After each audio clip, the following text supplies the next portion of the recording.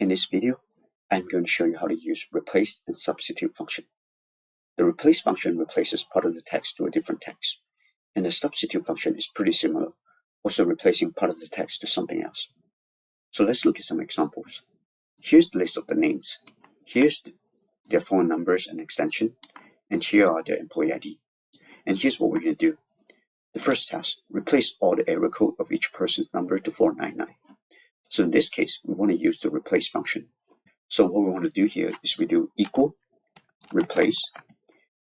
First, we select the old text, which is the phone number plus extension. And then the start number is the first number because the area code starts from the first number. And the number of characters, we'll put 3 because it's a 3-digit area code. And then the new text is what we want to replace to, is 499. Press enter, drag it down. Now we change everyone's area code to 499. Second task, remove all hyphen in each person's number. So in this case, we want to use the substitute function. So what we want to do here is we do equal, substitute, and we select the text that we want, which is the phone number plus extension. And then the old text is hyphen. Since it is a text, so we want to do double quote, hyphen, double quote. And the new text, since it says it we'll have to remove it, so I'll just replace it with blank.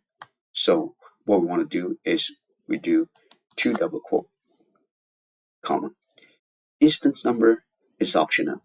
It tells you which number, which instance of the text that you want to replace. For example, if what we want to replace is the second hyphen, then we just do 2. Press enter. Now it removes the second hyphen of the text.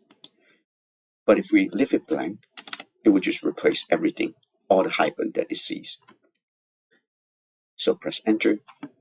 Now we remove all the hyphen in each person's phone number, and we drag it down to get all the answers. Alright, thanks for watching. I hope you enjoyed this video, and I'll see you in the next one.